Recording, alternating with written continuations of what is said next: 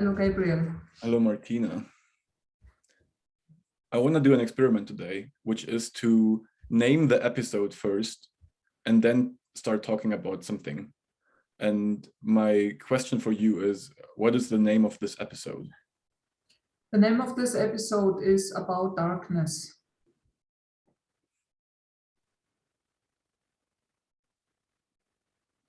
When you say that, instantly my fear level rises up, and it's like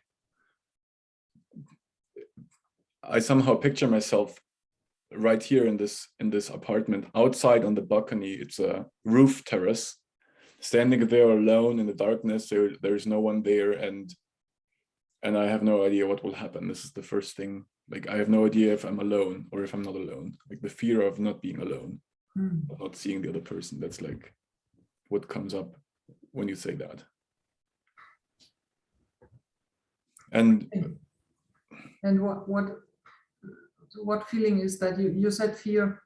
Yeah. And what is the fear about?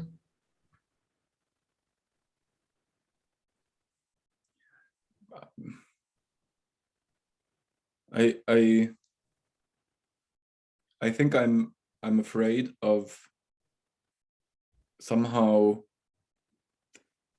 not seeing all the way through, like of not being able to completely enlighten the darkness. So there is still something left that I don't see, and that will like somehow break over me like a wave that's just like coming, and I don't see the wave coming, and it's just breaking me. Well, okay. Is this that seems to be an old story or old fear? Yeah. Is that? I think so. I think it is something about. I think it has to do with the like the culture we live in about, or the society about knowing. Like, I have to know everything. I need to understand everything to the deepest level. So then I'm safe. Mm-hmm.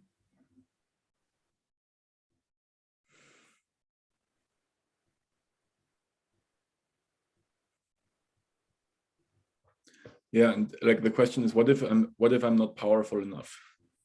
Like, what if I just crash?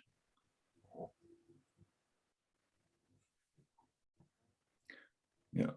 And at the same time, so this is one thing that comes up, and at the same time, or like after that, there's this joy of somehow making my way into the darkness and to go really deep in a way, like where there is nothing left.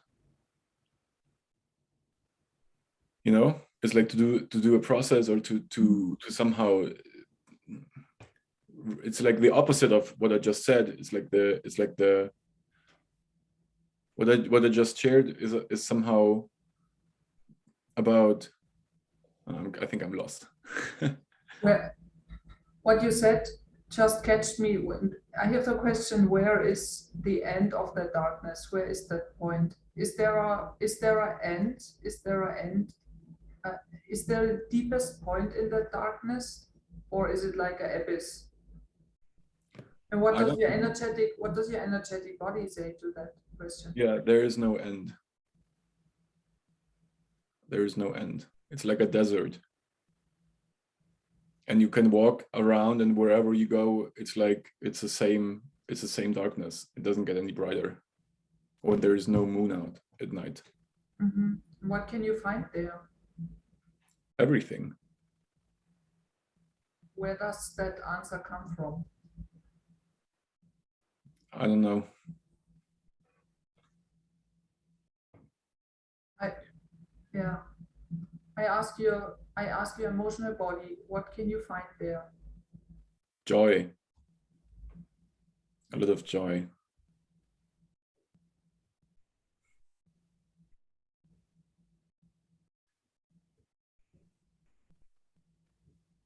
Yeah, because it's like,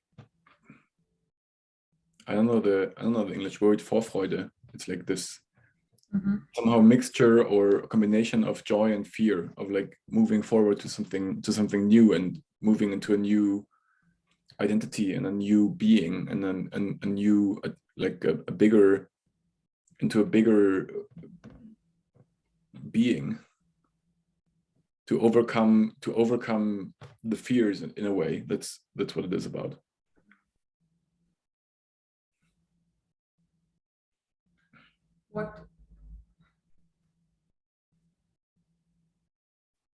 What kind of a space is that darkness for you?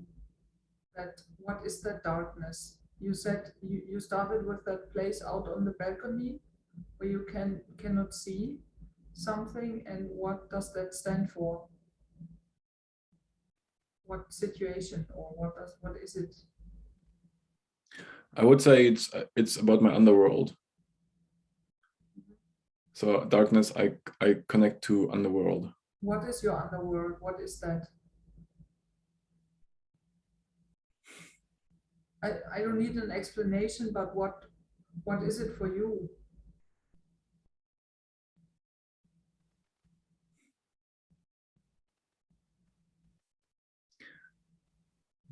It's so I don't, as it is endless, I don't think I will ever completely get it. And it somehow is, or part of it is definitely this very destructive side that I think is part of the underworld.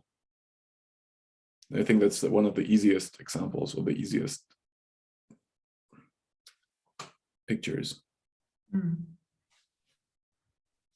When I think about the darkness of a person, it's like, where do they destroy, or where do they manipulate, or somehow make the other person small, or whatever. All these things we do not necessarily on purpose, because of reasons.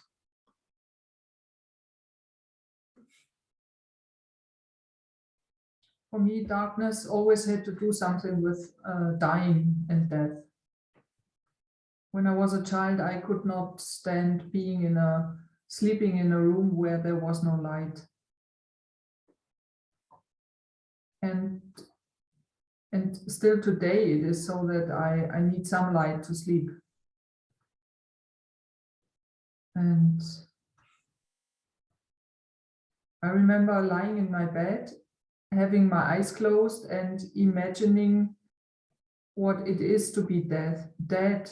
And there was this, I must have been about 7 years old, and there was that, when you are dead, when I'm dead, I'm dead, I'm always dead. And this trying to understand what that eternity means, that always dead, I will never come back, I will always, trying to understand what that always means. That was so immense, and I remember that something was freaking out inside of my head, because I couldn't think what that means. And what is it today? When I was saying this episode is about darkness, I heard, I'm in front of my kitchen is a big meadow, and on this meadow is a little pond, a little teich, and often in the evening there is one duck in that teich, and it's swimming around in the darkness and quack, quack, quack, quack, and I can hear that duck, and I know it's only one because I've seen it. It's only one duck, and it's swimming around and quack, quack, quack. And so that's why I chose that, because there was a connection to that duck. That was all. That was it. So when you think of darkness today, you think of the duck. No, I don't think of the duck, but that was the thing that connected me with that word. I could also have said duck. I like that experiment. I want to try that again next week. Cool. Thank you for bringing that in. See you next week. See you next week, Gabriel. Bye. Bye.